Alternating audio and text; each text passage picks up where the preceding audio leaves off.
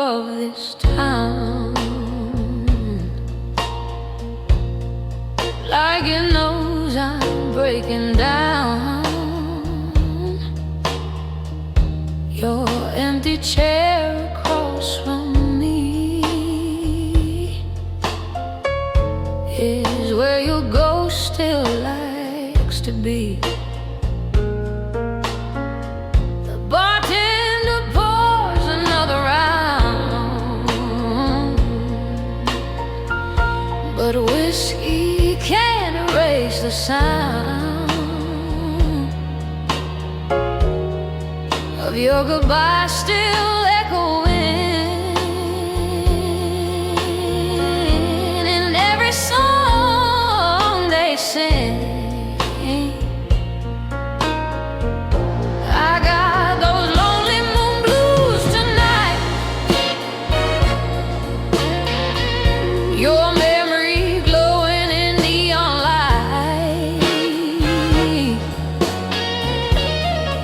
Every saxophone cry I hear sounds like you whispering in my ear. Oh baby, why'd you leave so soon? Now I'm dancing with a lonely moon, and every slow blues melody still keeps you haunting me. Your laughter used to fill this room like sweet perfume in the afternoon. Now the silence cuts so deep,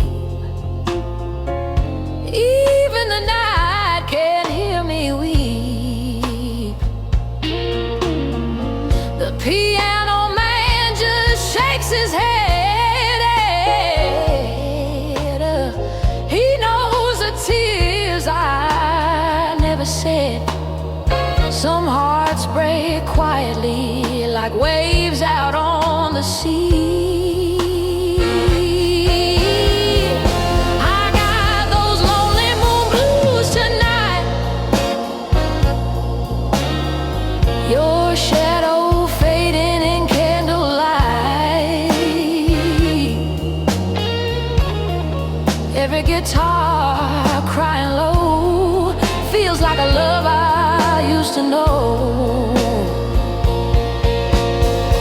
Maybe love was just a game two wild hearts could never tame. But darling, if you feel this pain, come back and say my name. I got those lonely moon blues tonight. Oh, still searching through the pale moonlight. And if this song should reach your soul, come back and make this broken heart whole.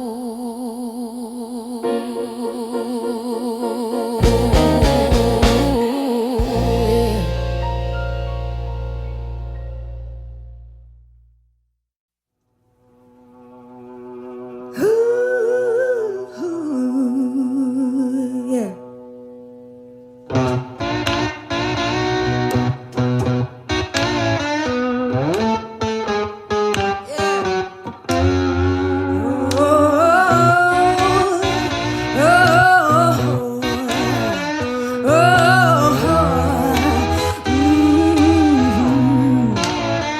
You better come on in my kitchen, yeah, 'cause it's going to be raining outdoors.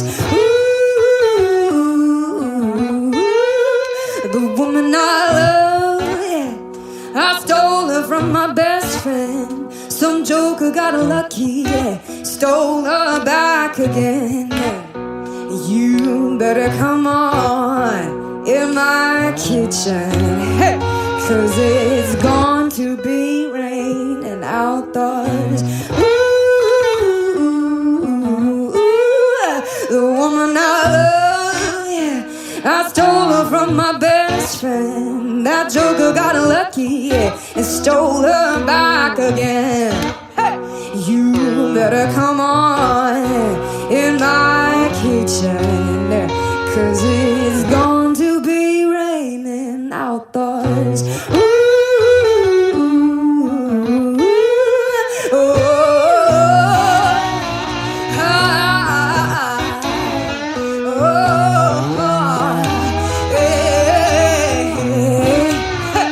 you better come on in my kitchen, 'cause it's going to be raining outdoors. Ooh.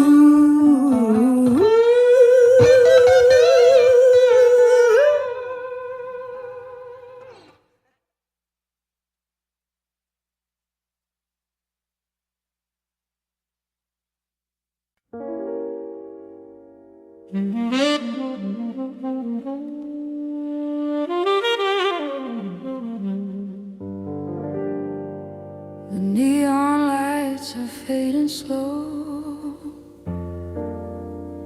Your shadow lingers by the door. My heart still plays the same old song, but you don't come here anymore. The jukebox cries a lonely tune. The bartender just pours the truth. Every sip tastes just like you, a bitter kind of blues. I got those midnight whiskey blues tonight. Your memory dancing in the dim bar light.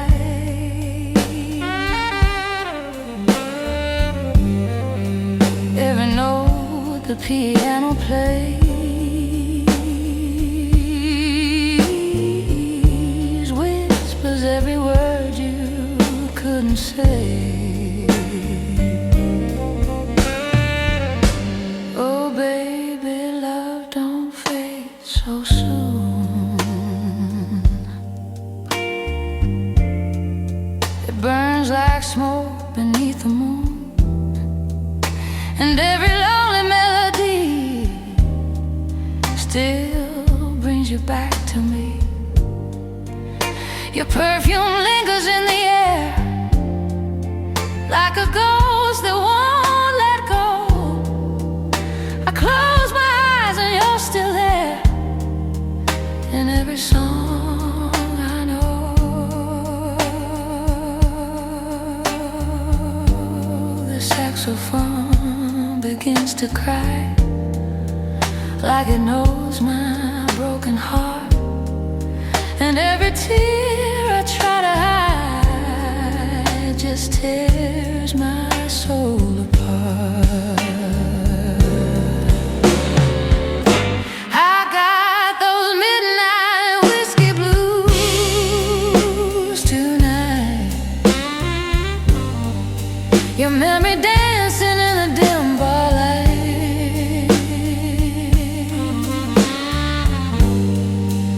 Every note the piano plays whispers every word you couldn't say.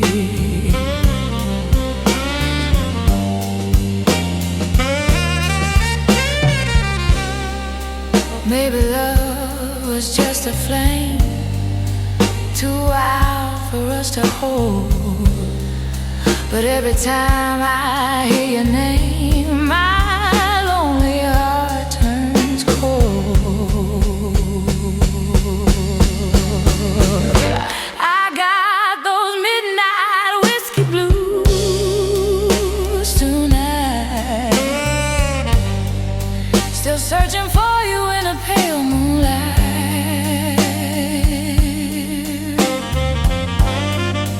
If love was just a passing tune, why does it haunt me every June? Oh, baby, if you hear this song, know my heart still sings along.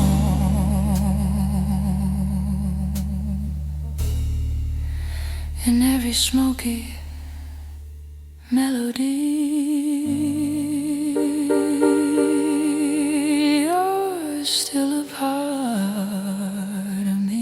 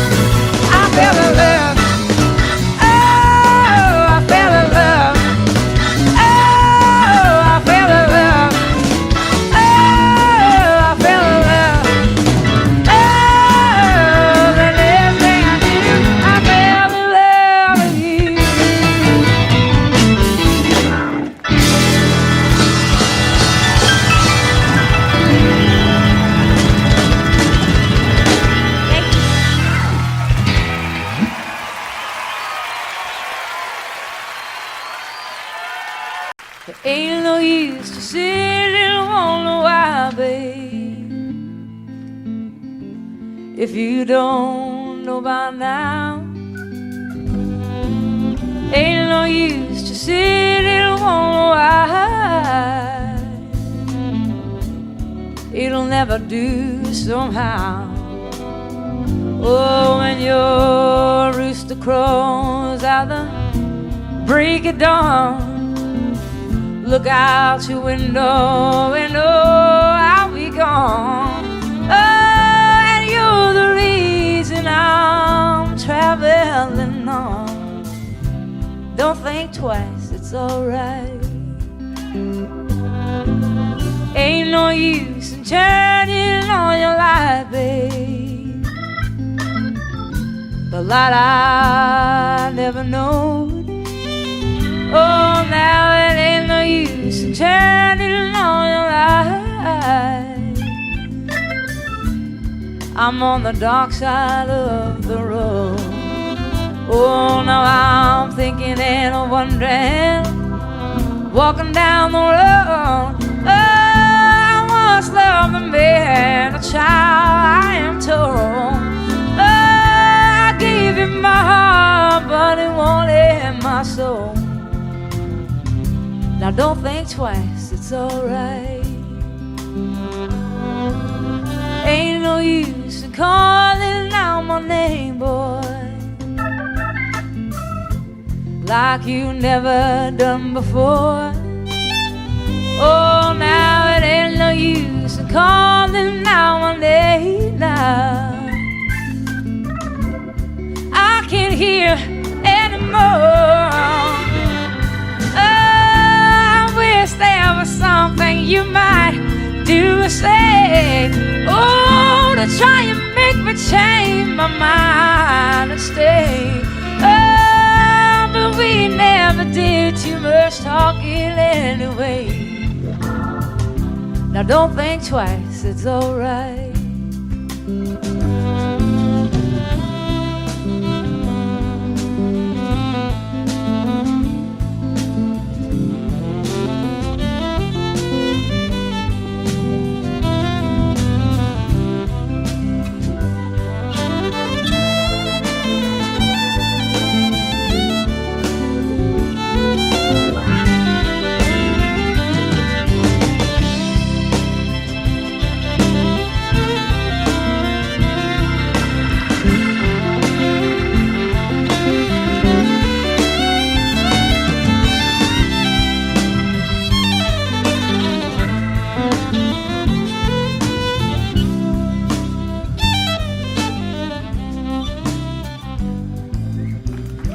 So long, honey, baby.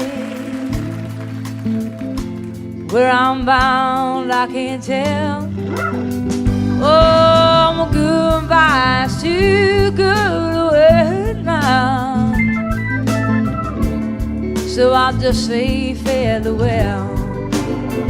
And I ain't saying that you treated me unkind. Oh, you could have done better below. I shall adore mine. Oh, you just kind of wasted all my precious time. Now don't think twice, it's alright. Oh, you just kind of wasted all my precious time. Don't think twice, it's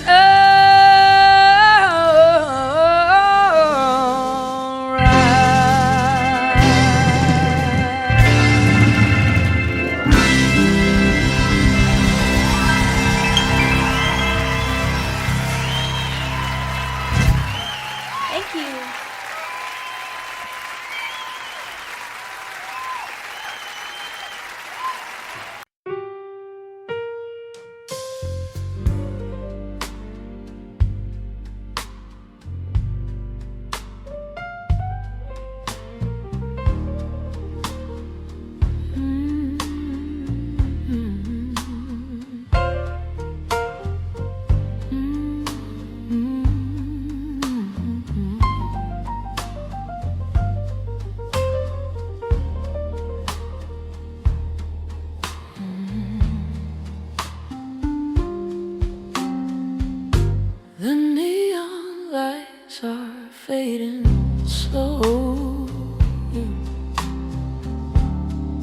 Your shadow lingers by the door.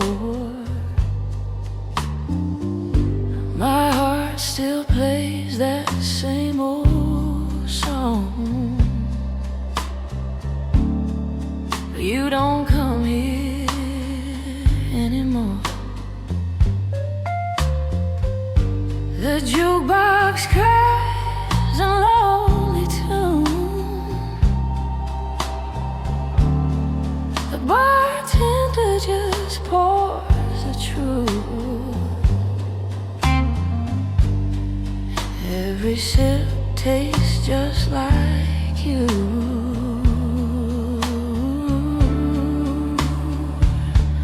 A bitter kind of blues. I got those midnight whiskey blues tonight. Your memory dancing in the dim bar light. Every note the piano plays whispers every word you couldn't say. Oh baby, love don't fade so soon. It burns like smoke beneath the moon. And every lonely melody still brings you back to me. Your perfume lingers in the air like a ghost that won't let go.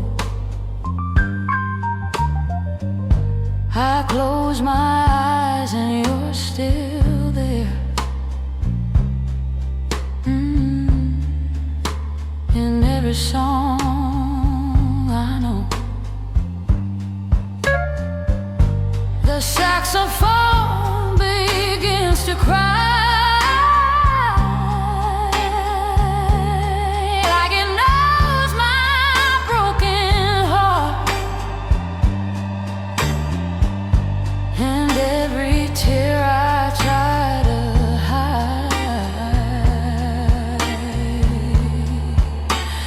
Tears my soul apart. I got those midnight whiskey blues tonight. Your memory dancing in the dim bar light. Every note the piano plays whispers every word you couldn't say. Maybe love was just a flame too wild for us to hold. But every time I hear your name,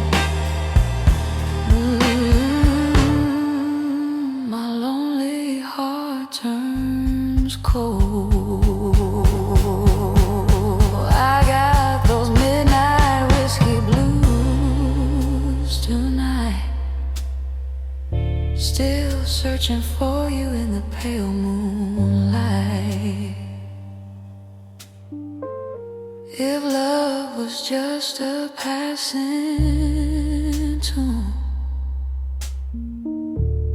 why does it haunt me every June? Oh baby, if you hear this song, know my heart still sings along. In every smoky melody,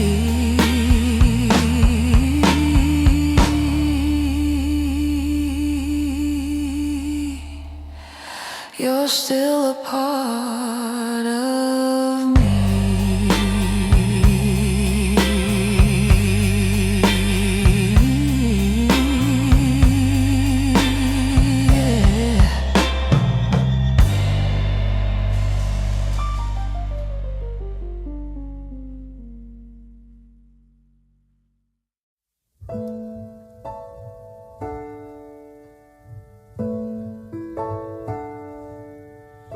Ain't I got you on the back foot? And you know I got you really good. And there's something deep inside of me I got to be.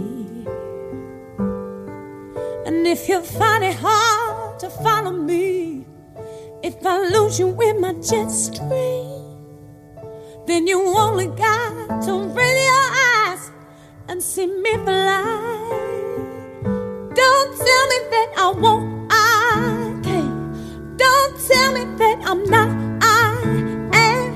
Don't tell me that my master plan ain't coming through. Do you tell me that I won't, 'cause I will. Don't tell me how to feel, 'cause I feel. And yes, I know what's real and what I can do. Something that you won't see every day. A little girl who found her way through a world that's designed to break on loving your dreams. And if there's one thing I would say to you, is that there's nothing that you can't do. And yes, it's all about your attitude. Don't let them get to you. Do you tell me that I won't, I can't. Don't tell me that I'm not, I am. Don't tell me that my master plan ain't coming through. Now do you tell me that I won't, I will. Don't tell me how to think, 'cause I feel. And yes, I know what's real and what I can do. Ooh, yeah. Ooh, hey. Oh, don't you tell me nothing, no.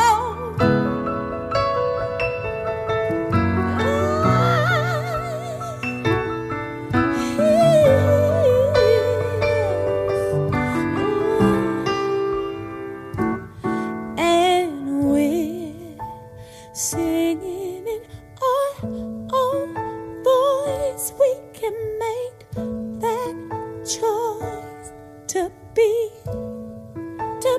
free. Yes, we're singing in our own voice.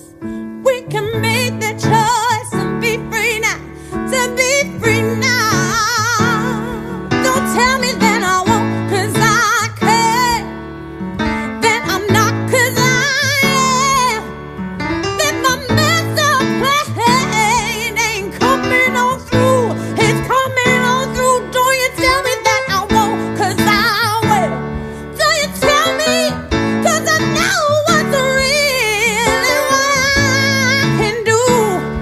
What I can do.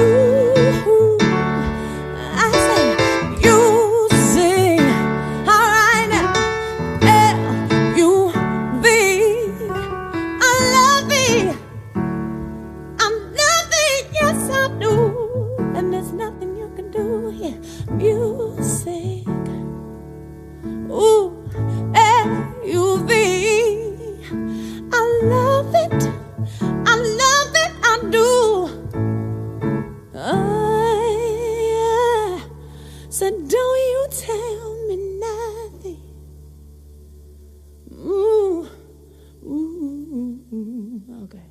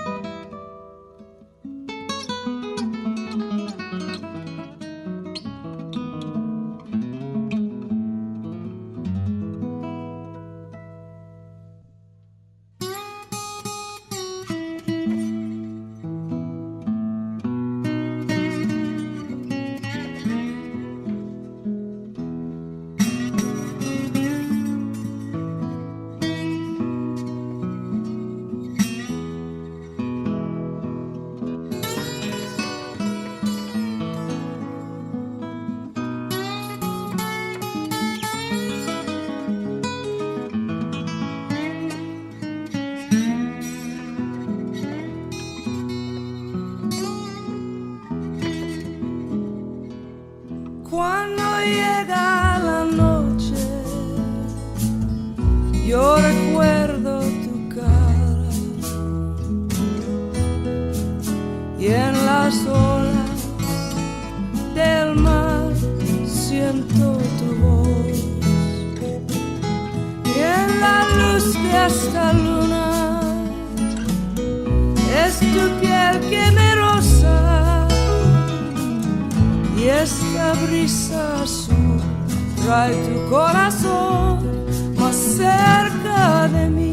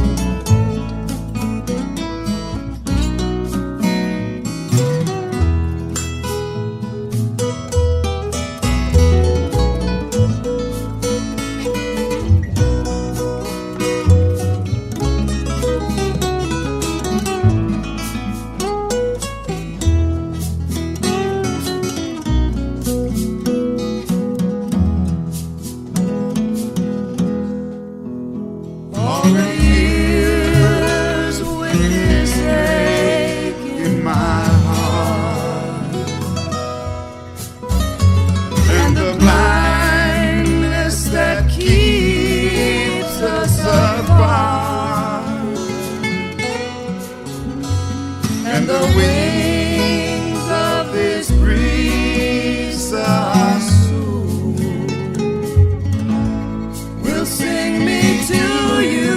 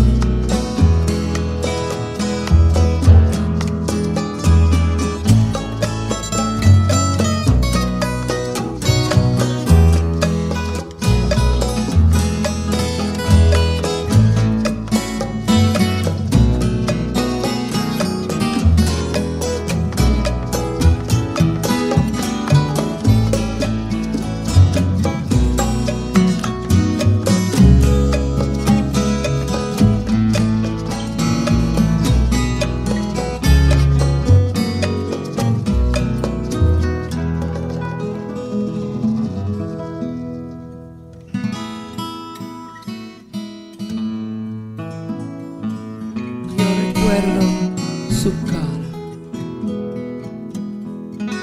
y en las olas del mar yo siento tu voz y la luz de esta luna es tu piel que me roza y este brisa azul trae tu corazón más cerca de mí. Esta brisa azul trae tu corazón más cerca de mí.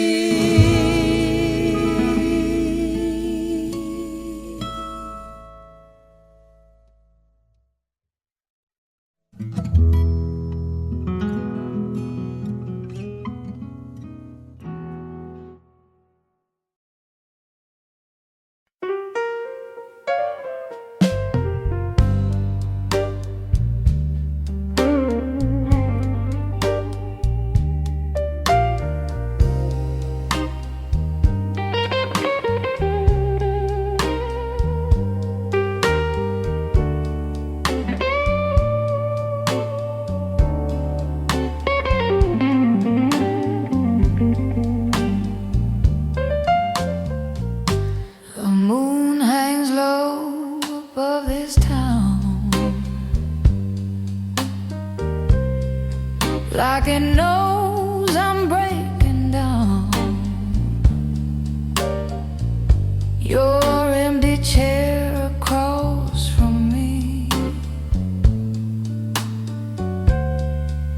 is where your ghost still likes to be.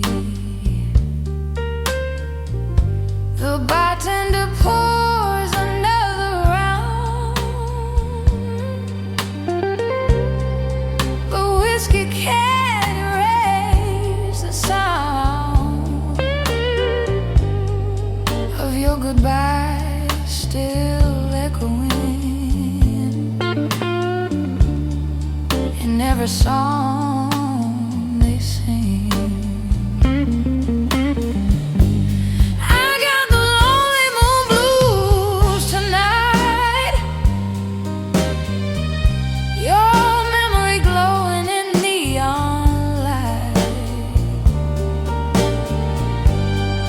Every saxophone cry I hear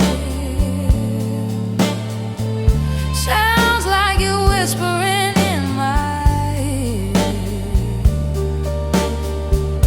Oh, baby, why'd you leave so soon? Now I'm dancing with the lonely moon, and every slow blues melody still keeps you haunting me. There, your laughter used to fill this room like sweet perfume in the afternoon. Now the silence cuts so deep, even the night can hear me wait. The piano man just shakes his head. He knows the tears I never said. Some hearts break quietly like waves out on the sea. I got those lonely moon blues tonight. Your shadow fading in candlelight. Every guitar crying low feels like a love I used to know.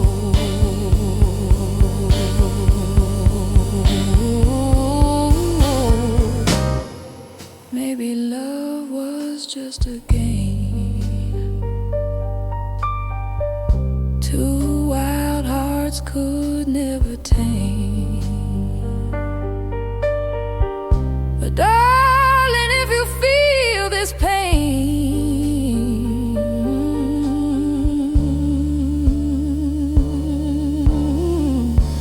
come back and say my name. I got those lonely moon blues tonight, still searching through the pale moonlight. And if this song should reach your soul, come back and make this broken heart whole.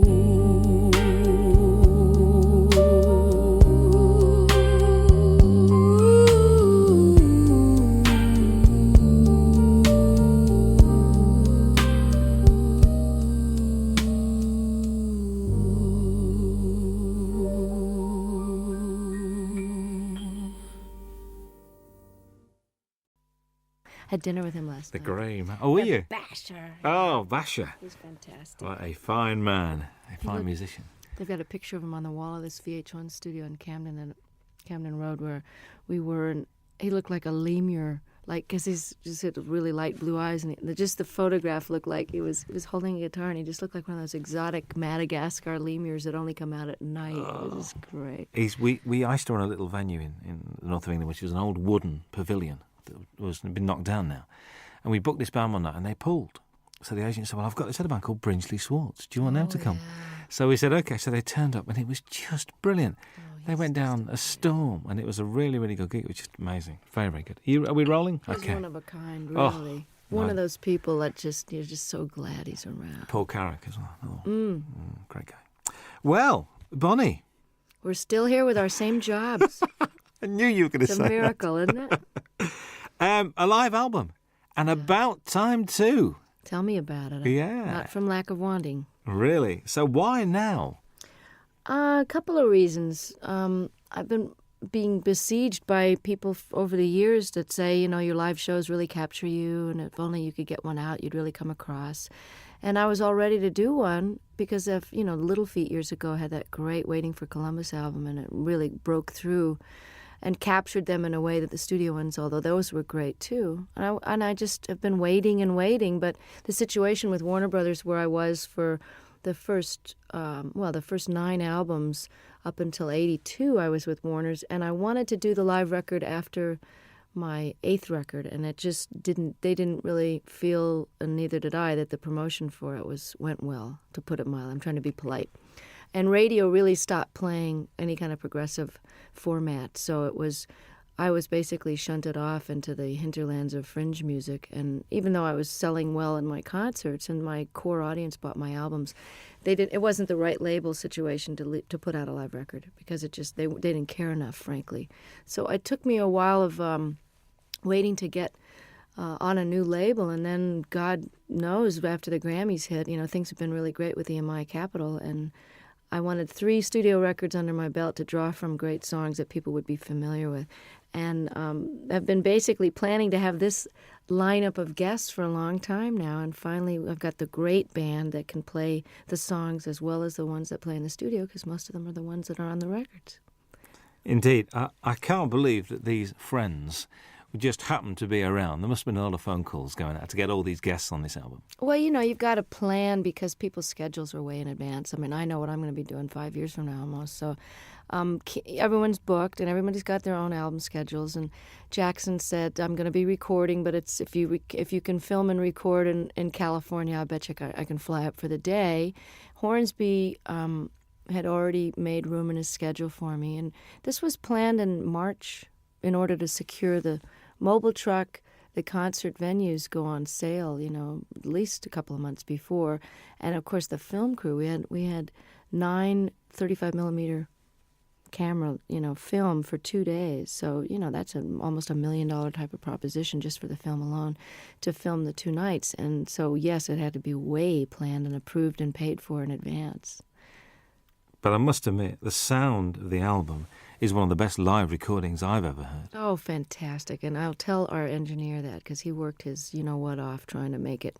Because I'm not a big connoisseur of live albums. I mean, I listen to James Taylor's and Peter Gabriel's, and of course, Little Feats I play a lot, and I have some live Westwood One radio programs that I've listened to and gotten copies of live performances where I've missed someone's tour. But I really wasn't an audiophile enough to know that it turns out, I've found out from doing interviews, that most live albums get listened to once and put on the shelf. So Ed said, he really wanted to go for, making this the best live sounding record he's ever heard. And he studied a lot of them about how much echo in the room echo to leave in, and how much clapping between songs, and how much talking, where there was a lot of deliberation that went in. And of course, each song is from sometimes a totally different night in a totally different hall. So there's a lot of post-production work that went into this. And it works so well. A couple of things. Vince Gill has described you as the wildest lady he knows. All right, Vince. What do you think about that? I think he's the guy all of us would love to get wild with, actually. He's the nicest star. Well, actually, Brian and Bruce and Jackson, my special guests, are pretty nice, too, in the unneurotic field. You know what I'm saying? That people that are just folks when you meet them. I don't know if that was your impression, but I know that Vince and I, over the years, I mean, when he was in Pure Prairie League and I was still on Warner's, we ran into each other, and we actually did a duet together when he was first a solo act. We did a song called Let's Do Something Even If It's Wrong. And he and I were both kind of wild. I don't mean that in a biblical sense. I just mean, wild rockers. We didn't get into this line of work because we like to go to bed at 9 o'clock. Well, you don't start till late anyway, do you? It's not late. You know what? I get up early when I'm off the road. I like the daytime hours, because if you're not up partying at night, there's really no reason to be up past midnight unless you just get into one of those great moments when you can write and you're reflective and everybody else is asleep. But I've started to really like the early morning dawn hours. In London, when there's nobody else around, it's very good. I was in New York last year, and we drove out of the city to. We just drove out for about an hour at about 6, 7 o'clock on a Sunday morning. Nothing in New York. Very strange feeling. I very, bet it was very bizarre. strange. I bet. Very, very weird. Do you think in marriage has given you a different outlook on life? Have you calmed down or not? Or do Michael and you have a sort of a thing, you know? I don't think marriage has much to do with the calming down. I think just getting older, from your 20s to your 30s, there's a certain calming down. And I don't know about your life, but most of the rockers I know, and by rockers I mean not such as a musical categorization as in party as much as you want and can get away with kind of a thing. You know, like I would never jeopardize my job or walk around stumbling. And, you know, I never was one of those kind of visibly out of it kind of a person where people would comment on it. It was more like a private thing after the show. But lifestyle changes in your 30s are necessary if you want to keep your wits, your memory, your looks, and your health, not to mention the most important, which is your music. So even though I never jeopardized my job, I think my effectiveness, how many hours of the day I was able to be productive, was starting to get affected by my extracurricular activities. So my calming down that way happened in my mid-30s when I kind of quit drinking and took up yoga and bike riding and doing all those things with the ravages of time, so that you end up feeling more energetic and more able to do your gig and have more fun, because it just isn't fun to feel bad, you know. I mean, I know some people make a career out of it, but the feeling bad is for the young. And marriage has just been, it's a challenge, and it's very adventurous, and it's exciting to know that somebody's not going anywhere when you have a big row. But it's also comforting to know that there's a level of commitment that makes the rough times more doable, and that makes the sweet times very, very deep. And, you know, the learning about each other and learning about yourself. Stuff comes up in marriage that didn't come up when you're living together with other, you know, I didn't live with Michael until we got married. And you repeat patterns in your parents' marriage, whether you wanted to or not. And I found that to be a very big surprise, because it didn't happen before until you get married. I think you hear those words coming out of your mouth and you go, there she is. There's that mom thing again. Bruce Hornsby appears on 2 very different songs on this album.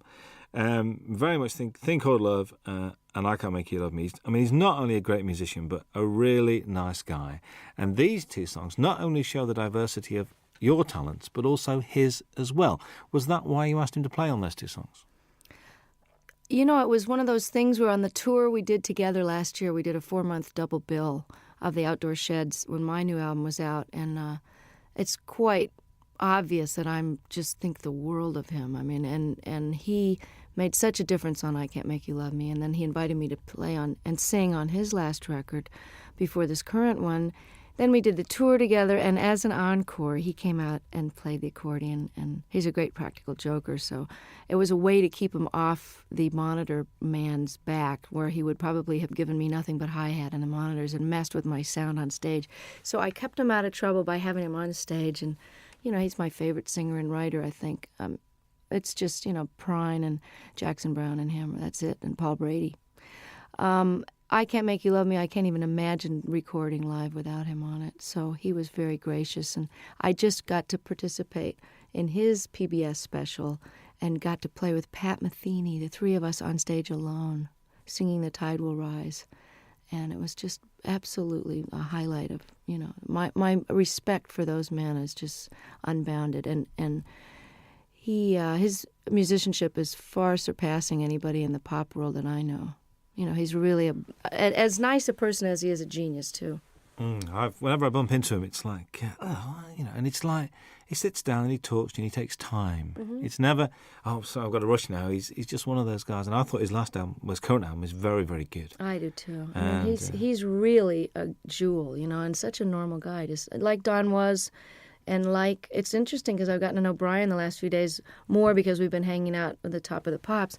And he also is totally without any kind of ego attitude. And, you know, he's not neurotic and paranoid or any of those stuck-up things that people get when they get to be a big shot. And I'm so lucky to have these guys as models because they've been famous longer than me.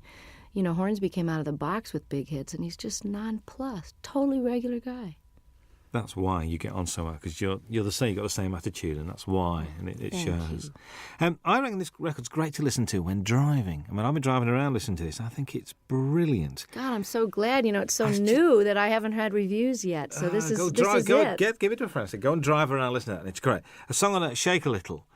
New song to you. New song by the guy Michael Ruff, who wrote "Cry on My Shoulder" on Nick of Time, and I listened to so many tapes of things where people have a cover letter that says, "This is so perfect for you. We've had you in mind," and then it's just dreck. So I appreciate the thought, but I don't know whether to throw a bucket of water on them the next time I see them, or just never answer their phone call. And then there's these jewels like Michael Ruff, who's a brilliant artist on his own, and has never gotten the attention he deserves. And I think he's actually got quite a good career in Sweden going on for some reason. But he had 2 great records on Warner Brothers years ago, and the women are all mad for him because he's absolutely gorgeous. But what an unbelievable tune. I'm glad you mentioned it because I love it. I think it made a good single, actually. I was listening to it. I think so, would make too. A good single. Matters of the Heart is haunting. I mean, that's one where I think you mentioned this capturing the audience. You could hear a pin drop in that auditorium. They're all there as one, I think. I mean, and hadn't heard the song before, too. So that was really which is great. like, ugh.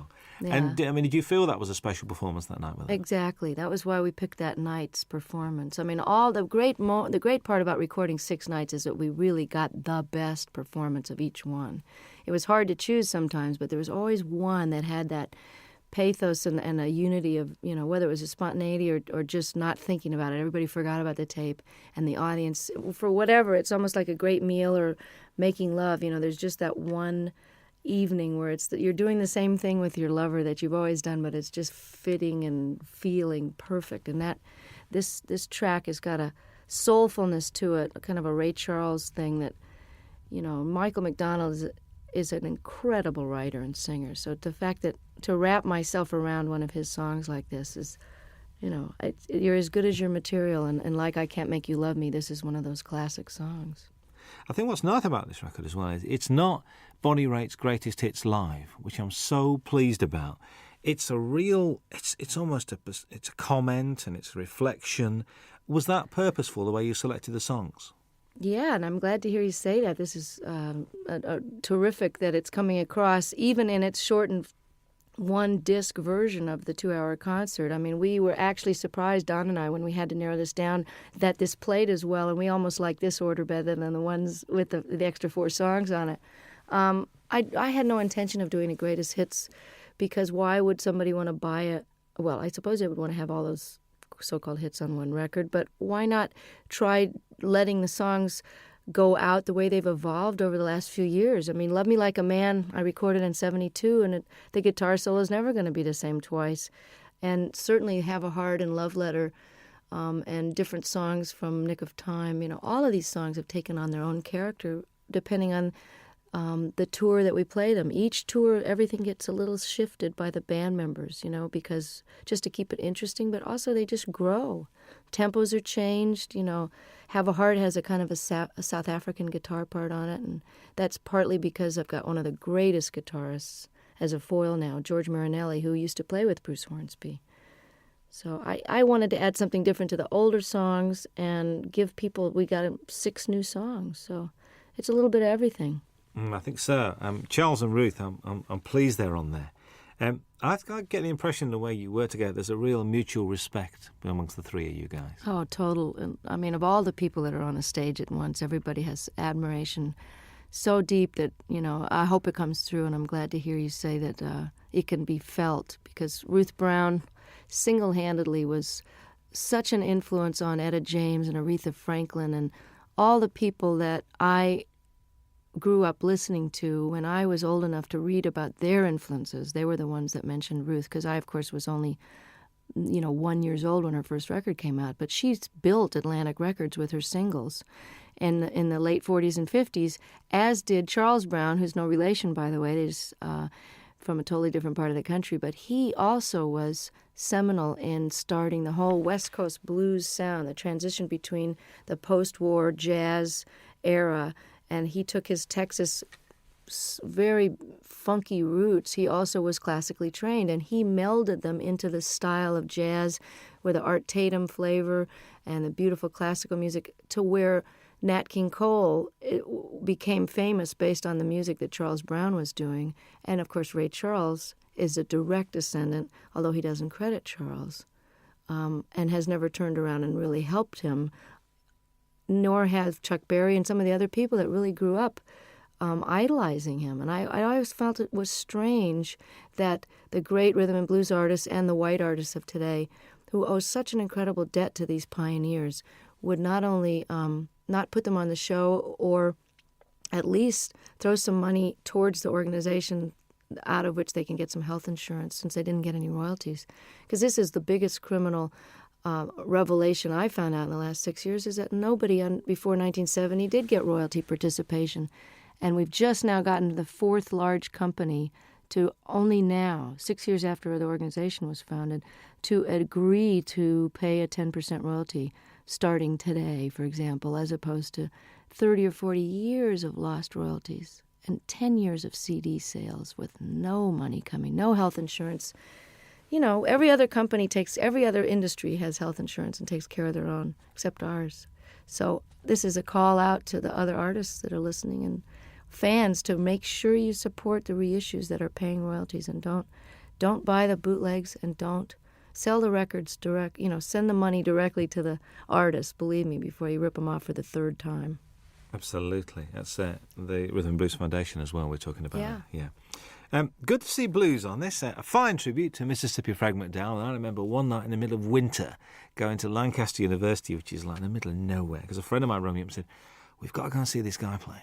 I said, "What's it?" He said, "Mississippi Frag McDowell." I said, "OK, we'll go." Went along, there was 8 people there. But the guy putting it on loved him, and it was obvious. The guy running the gig said, "Look, I spent my money on this, and just come and enjoy yourself." Isn't that the greatest? Because Fred, I'm telling you, was the most exuberant blues man. You know, they always say, oh, they're so full of pain and grief. I mean, Fred loved to play more than anybody I ever saw, and they're just re-releasing I Do Not Play No Rock and Roll, one of the greatest double albums, and I think it was recorded here in London. I'm not sure if that was the one, or maybe there was just that in concert where he's wearing this Mexican poncho over a bright yellow sharkskin suit with a bolo, string tie, just unbelievable getup, and loved the girls used to just flock around him, these little white American and English girls just bat their eyes at him, and he loved it so much. Just like John Lee Hooker is just rolling around enjoying his success now, Fred was like that, and one of the greatest Delta bluesmen that ever lived. I mean, you say on there, you think these songs get better with age. Do you think your work gets better with age?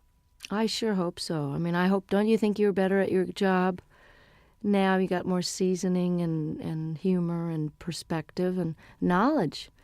I mean, I always think people, as they get older, if they're lucky enough to keep their wits about them and don't get too cranky and discouraged, that people's wisdom and opinion at 70, 80, 90 years old they're like gems, If you're smarter now at 45 than I was at 25, why won't I be even smarter at 65? So I hope that my music is richer and deeper and more accomplished. And I never saw B.B. King or John Reid or Pablo Casals or Segovia get any less with age. They just got more.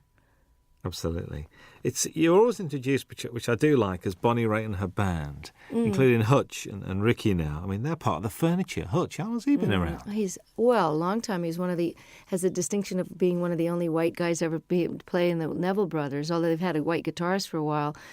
He is so respected by every type of musician. He played in Central America, lived there for a while.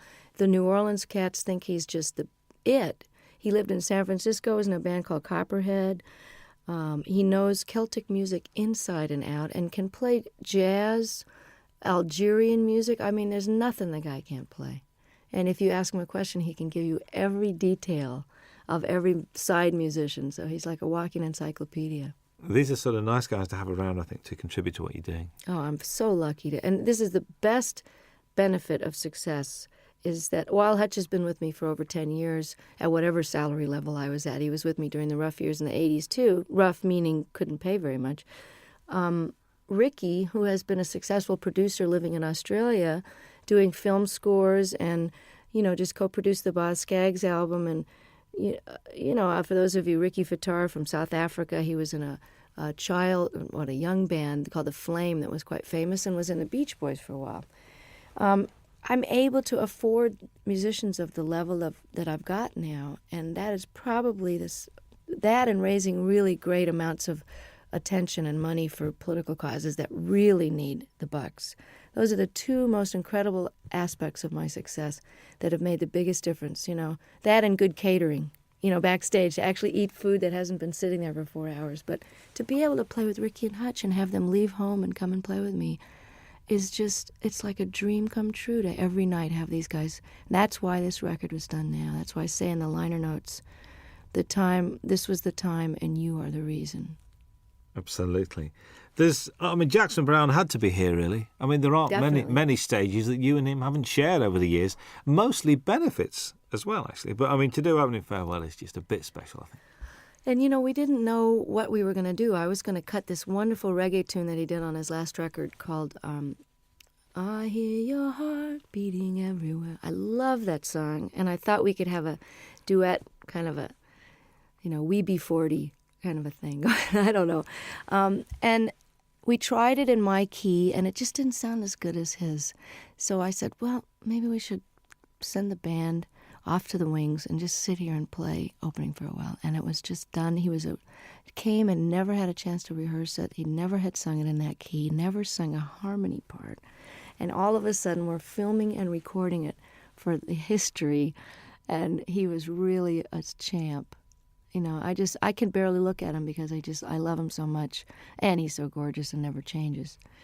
But yeah, I said that he had to be on the live record because he knows too much about me, and I'm afraid he's going to talk. He knows where the body's buried. Well, I know where his skeletons are buried too. There's an argument that drink and drugs have added to some of the finest music and literature, and also that all the great artists have got to be a shade crazy. Eccentric, crazy, call it what you will. What do you think about that? Totally agree. It's true that some of the greatest works of literature that are currently recognized and studied by even the religious right as great works of art. Hemingway, all the great works of the 20th century, certainly that whole revolution in the 20s, people were faced. I don't know what the expression is over here, but pissed or whatever. There are a lot of that whining and writing about your mother and tortured. A lot of that stuff, when you know about addiction, you know where that mentality is coming from. Well, that's what makes great artists torture. And artists torture themselves. And the myth is that you can't be, quote, funky or as deep or as soulful or as funny if you're not sort of loaded or hungover, is blown by the fact that John Hyatt and Stevie Ray Vaughan and some of the greatest artists of our time are still kicking, sober. So, and I'm here to tell you from that song that's on this record, and I don't know if it made this cut. Did Feeling of Falling get? I think that's the one we did leave on. Because I want to let people know that just because you're straight doesn't mean you're not totally miserable and twisted sometimes. And it's out of that angst and misery and longing, which is just part of being alive, which you feel more acutely when you're not anesthetized, that some of the most powerful stuff has come out of my guitar, because it's excruciating to be awake. So it's just a different kind of art.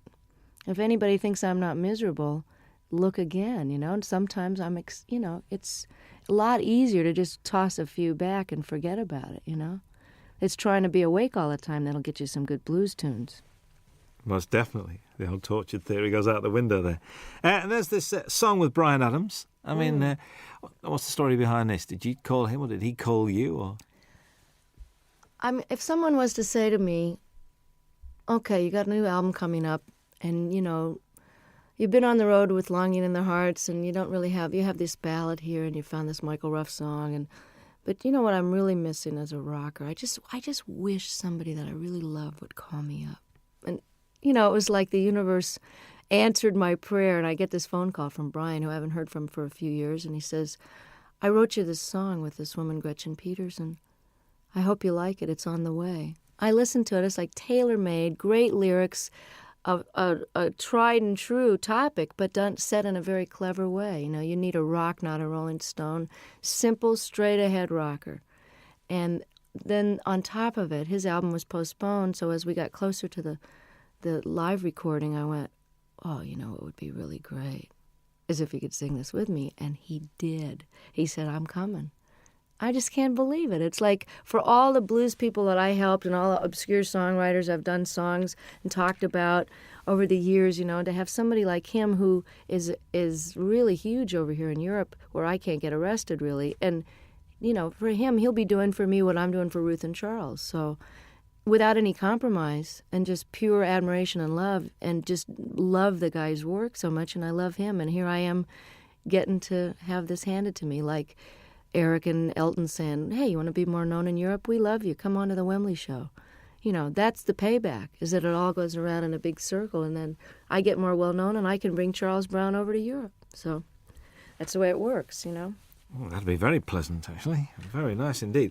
There's 3 songs that run together. There's Longing in Their Hearts, Love Sneaking Up on You, and Talking Heads, a storming version of that. All right. Were they the same night? Because they just run together. I think they are the same night, actually. But they were pretty slamming all. You know, sometimes we do Come to Me in the Middle, which we didn't have room for on the record. But again, you can get it on import probably. I always thought of doing Burning Down the House since I first got the idea. I've always wanted to cut the song, but I had no idea whether we would do it on this record or whatever. I didn't know if it would make the record. It was just one of those sound check into the last encore of the night. And, you know, by the time you're at the encore point, your fans are so nuts, you know, you can basically play Rachmaninoff's symphonies and get away with it with a reggae beat. But I love Talking Heads. I love this song. Always heard it with slide guitar. And it's very similar in the clavinet part to Love Sneaking Up on You. So I had them as a segue, like half of Burning Down the House into Love Sneaking Up on You. And about 3 gigs into the tour, all the reviews were mentioning, and the audience was jumping up and standing. They were mentioning Burning Down the House. So Don suggested, he said, hey, why don't you just finish the song and flip the order and stick it on there and we'll put it on the record. And I said, no, nobody's going to go for that. And hey, I like it. Listen, it works really, really well. Kim Wilson guests on the album as well. When the Fabulous Thunderbirds are one of the best-kept secrets in Europe, like yourself. Well, that's why I plan to change it. I mean, I'm really glad that by doing a record with Delbert on Luck of the Draw, that 5 million people have that album and now know who Delbert McClinton are, as if anybody's been asleep in a closet and doesn't know. The other great white singer of rhythm and blues is Kim Wilson, and one of the greatest living harmonica players. And Kim and I have been talking about doing this song and performing it together for years, since they first wrote it on a record tastefully entitled Butt Rockin', which I'd love to hear him explain that to his folks. Oh, son, what's the name of your new album? Well, Mom, we decided to call it, you know.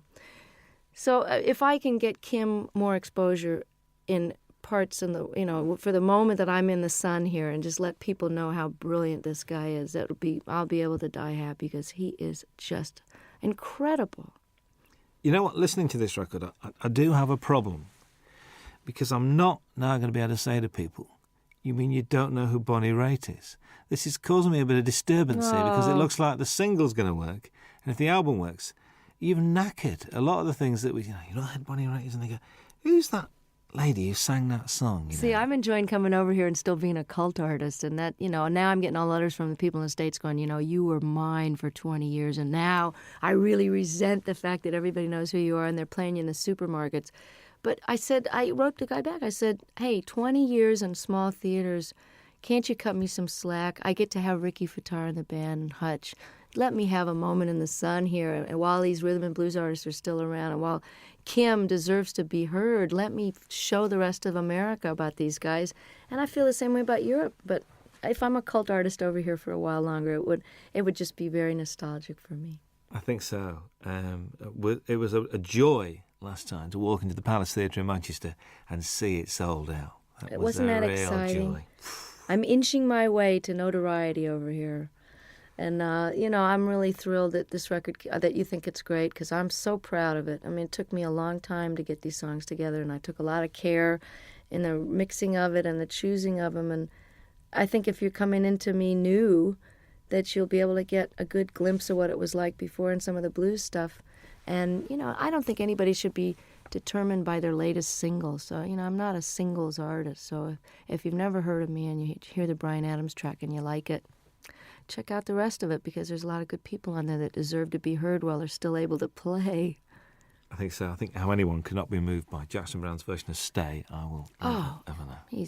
And I just sang on his new record. It's just fantastic. There's a bit of to and froing, because you're on John Hyatt's record as well. Yeah, I know. Well, that's how it works. We all love each other, and, I'm so thrilled that they want me to come and play and sing on their record. There's a great band out in New Orleans called the Subdudes, and I'm on their new record, and it's a fantastic record. Support act on the tour, actually. Oh, it'd be. And That's if you got there early, That's right. They were over here in England. It's true. That's right with you. How's the songwriting going? I mean, we've been progressing. We've had like 3, 4. We're getting there. I'm inching up there in the quantity. But one of the reasons I'm taking a hiatus is because I haven't stopped working either on the Rhythm and Blues Foundation or the different benefits that I've done and organized. My own touring schedule, making up for all these years I didn't tour outside the United States. I haven't had any time to write, so it's time to go live a little bit so I've got something to write about. Because honestly, writing about the catering in my room in the hotel is not going to make it for a topic. And getting any more personal than I did on the last record would be a challenge, because I'm just going to have to figure out and take a break so that it's done from inspiration and not out of obligation. So does this mean that, I know because you're not a winter person, so come sort of spring, are you going to be treading these shores? I'm hoping to have the first break from touring in 25 years after this live record. I was doing this now, and I did a record with my dad, and it's out on Angel Records with a 42-piece orchestra. We did 3 songs together. It was just great fun. And I feel like I've done my bit with Charles and Ruth and Kim and done my major opus here. And it's time to take some time for me, because if you don't fill up and take some time off, there really isn't anything else to say. And I honestly don't think I'm going to be touring this next year unless for some ungodly reason, or perhaps truly godly reason, this record with Bryan and this record takes off in Europe. And then I'll be a brand new artist and come over and show people where it's really at. A brand new artist again? Yeah. Again. Well, I'm an overnight success, Robin, you know that. There's a description that I read, I'd like your comments on, really. After years of singing about broken hearts, faithless lovers and no good men, Bonnie Raitt entered the 90s at the peak of her already lengthy and impressive career. Has the 90s been good to you, do you think? Oh, yeah, definitely. I don't think you could argue with the kind of Cinderella story that happened to me when I well, just a lot of changes were made personally before the Grammys happened. But I think your 40s, while, like as I was mentioning before, it's a little harder to be older and awake. It's also easier and more fun to be wiser. Does that make sense? It's easier because I know how to do things better, and I know how to handle stuff. I can handle my success. I can handle disappointments. I don't mind getting angry. I know that it's not going to last for 5 days. I'm just getting angry. So the process of growing up is happening now as it is for a lot of rockers, because it's just sort of a postponed adolescence sometimes until your 30s and 40s, and then that's when people settle down. So I've had a really great last 5 years, and I'm looking forward to another 25 and another couple of live records in the middle of those. Absolutely. Bonnie Raitt, thank you very much indeed. Nice to be back. Hi, this is Bonnie Raitt. Very happy to be with Robin Ross on your radio. I want to go to Scotland. If we send him a tape, right, he'll do a 2-hour special. Wow. He's like a big supporter, isn't he? These guys are just, Thank you, Dave. Thank you for the homeland, for the young girl who's found her way back to your shores any minute now. I'm threatening to show up for Hogmanay again. Again? Oh, well, tell people God. This time, will you? See, I'm the only one that remembered what happened those 3 days. The entire country was out of their minds. But the studio was. I'm coming back with a video camera because nobody in America believed it. They had some sort of sponsorship. They had little bottles of booze on the table, and there was like 65-year-old people just totally clapping and yahooing it up, which is a little glimpse of what like a Crosby, Stills and Nash audience is going to be like in 20 years. Will be a bunch of old geezers singing, us a song before you go. But I'll still be all applauding. And Sheena will be singing Morning Train, and me and Brady will be out there on walkers singing Thing Called Love. Yeah, I found another Brady Buncher. Curtis Stigers is a Brady Buncher. Yes, he is. Curtis Stigers is a Brady Buncher. I found somebody else as well. You know, guess who cut Paradises here? Cher. Heard it from Brady's lips today. I'm not kidding. That'd be great. Let's find it right now. Really? So that must be this new album because she's done the Mark Cohn Walking in Memphis. That's the single. So it'll be on the same album. Well, it's good. I'm glad that she's going to get them some wider attention, you know? Brady's record was great, wasn't it? Mr. Cummings won't know what's hitting. He won't know what to do. I know. He's great. I ring him up. I really wanted to do that song too, but Tina had already done it. I think that Cher track's coming out for Christmas as a Christmas single. Paradise is here? Well, that's good. I'm glad. I mean, I don't know who produced her, but I hope it's great. My engineer's producing Anne Murray's new record, which should be great. All right. Yeah, she's terrific. When I call you up. Remember when she did that? She would do an acoustic, would she? She should have done. She wouldn't do an acoustic for us. She's doing one now. Hello. I'll come in here and do one. Yeah. We had John Hyatt. John Hyatt did 2 songs. Did he? Yeah, John did 2 songs. Finn did 2 songs, did they not? Which is Neil and Tim Finn. They just told me to come and talk. They did Weather With You, and they did Nobody asked me. We'll ask you. Anywhere, anytime. You know, Hey, you could play the national anthem and we'd listen to it. You know that. So, I'd play your national anthem. It'd be interesting. Yeah. It'd be good. Be good. So you're going to Scotland on this break? You're going to try? I want to. I was threatening to go to Ireland or Scotland over the weekend, but I'd like to come back when the days are longer, because it's too hard to come over here and have it get dark at 4. Yeah. Not unless you. Especially over that. You know what I mean? If your nighttime hours can be more productive, but I want to be able to see stuff. You know. Yeah. You were going to go around Ireland last time I spoke to you. You were going to visit Ireland. I did it once a long time ago, and I want to do it again. I may do it over the weekend. Just get down the country and see part of it. I did get a whole week you? there. I did get a week in Scotland, a week in Ireland back in 91, right after the Grammys. Randy Newman's on Jules Holland on Tuesday night. You should get him in here. I'd love to. With Warner's, you see, Warner's a bit strange. So my best man when I got married is head of promotion at Warner's, and he won't let me do any interviews.